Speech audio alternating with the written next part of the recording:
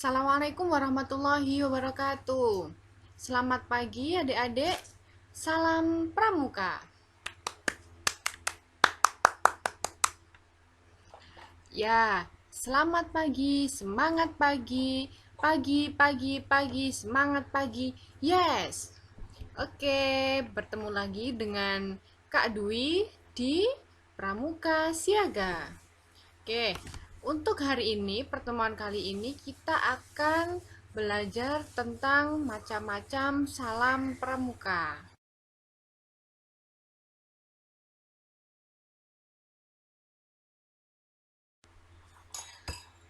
Ya, adik-adik, apa sih salam pramuka itu? Adik-adik ada yang tahu nggak kira-kira?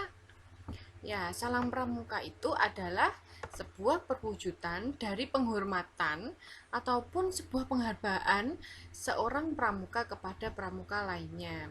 Nah, jadi salam pramuka itu juga bisa diibaratkan sebuah simbol ataupun ciri khas ketika seorang pramuka yang satu bertemu dengan pramuka lainnya.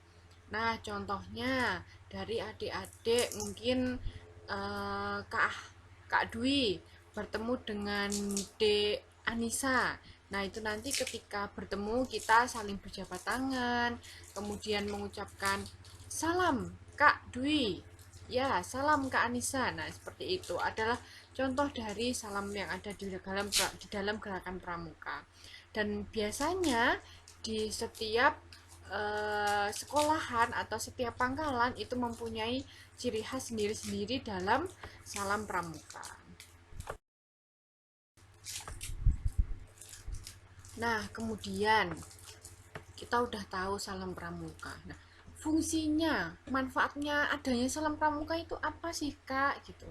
Nah, fungsi ataupun manfaat adanya salam pramuka ini yaitu bisa memberikan ataupun melahirkan sifat disiplin untuk seorang pramukanya itu sendiri. Kemudian bisa menciptakan tata tertib untuk mewujudkan suatu ikatan jiwa yang kuat. Jadi, sesama anggota pramuka itu memiliki kekeluargaan ataupun ikatan yang sangat kuat. Kemudian bisa juga adalah sebagai ungkapan untuk menyampaikan penghormatan secara tertib. Contohnya ketika ada upacara bendera, kemudian ada upacara pelantikan seperti itu. Dengan syarat dilakukan secara sempurna dan penuh dengan keikhlasan. Jadi ketika kita memberikan salam pramuka adalah kita juga menebarkan sebuah perasaan bahagia, sebuah perasaan keikhlasan, senang hati dalam pertemuan tersebut. Nah, yang perlu adik-adik ketahui, jadi di pramuka itu ada 3 macam salam yang biasanya sering digunakan oleh anggota pramuka. Jadi yang pertama adalah salam biasa, yang kedua ada salam hormat, dan yang ketiga ada salam janji. Jadi masing-masing salam ini punya kriteria ataupun punya tempatnya masing-masing, punya kondisi kapan salam itu diucapkan. Nah, yang pertama ada salam biasa. Apa sih salam biasa itu? Ya, salam yang diberikan kepada sesama anggota. Jadi ketika kita bertemu dengan seorang pramuka lainnya, baik dari manapun itu, kita bisa memberikan salam tersebut. Baik nanti ada aba-aba ataupun tidak ada aba-aba. Jadi salam biasa ini bisa kita berikan, kita sampaikan kepada pramuka tersebut pada saat kondisi berdiri bisa, kemudian pada saat kita duduk juga bisa, ataupun ketika kita sedang berjalan berpapasan, kemudian kita memberikan salam. Nah, gimana sih caranya salam biasa ini? Ya, nanti kalau suaminya Kak Dwi berpapasan dengan Kak Anissa tadi, Kak Dwi memberikan salam, salam pramuka. Kemudian Kak Anissa menjawab, salam. Seperti itu. Jadi dengan posisi tangan hormat. Jadi seperti hormat biasa.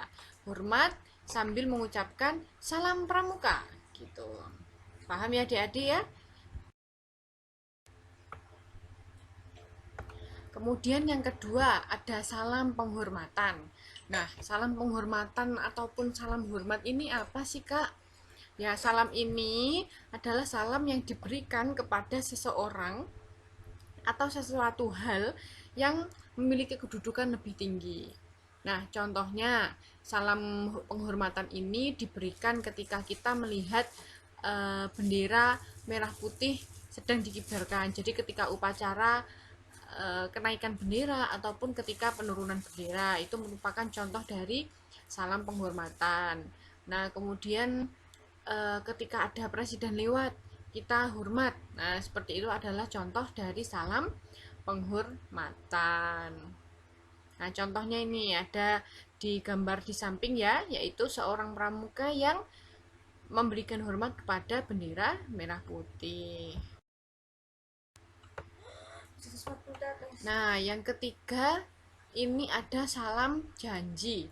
Nah, salam janji ini apa sih, Kak? Yaitu salam yang biasanya kita berikan ketika kita mendengar trisatya ataupun dwisatya itu diucapkan. Nah, biasanya pengucapan trisatya ataupun dwisatya ini diberikan ketika adanya upacara pelantikan anggota ataupun pada acara ulang janji. Jadi nanti ada aba-aba kepada Trisatya, hormat gerak. Nanti hormat, kemudian ketika sudah selesai dalam pembacaan Trisatya ataupun Dwisatya, nanti akan ditegakkan. Ya, seperti itu adik-adik. Nah, gambar di samping ini adalah contoh dari penghormatan kepada Trisatya pada saat upacara ulang janji.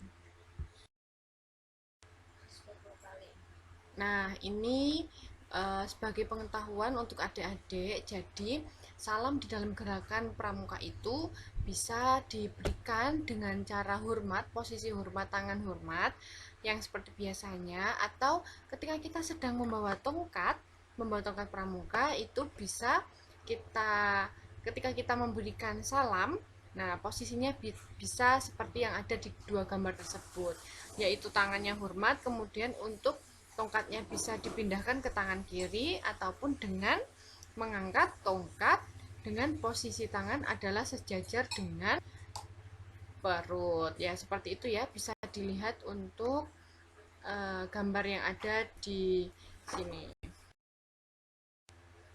Nah, oke, karena Kak Dwi tadi sudah menjelaskan tentang apa sih itu salam pramuka, kemudian macam-macamnya seperti apa, tata caranya seperti apa. Jadi ini ada sedikit tugas untuk adik-adik, yaitu mempraktekkan ketiga jenis salam yang sudah Kak Dwi jelaskan itu tadi. Silahkan dipraktekkan dan nanti dibuat video. Kemudian videonya bisa dikirimkan kepada Kak Dwi seperti biasanya ya, ke nomornya. Nah, nanti apabila kesulitan bisa meminta bantuan kepada bunda ataupun yandanya yang ada di rumah ya untuk memvideokan dan mengirimkan kepada Kak Dwi. Oke, tetap semangat adik-adik dan jaga kesehatan. Jangan lupa untuk tugasnya. Dan kita sampai bertemu di pertemuan selanjutnya.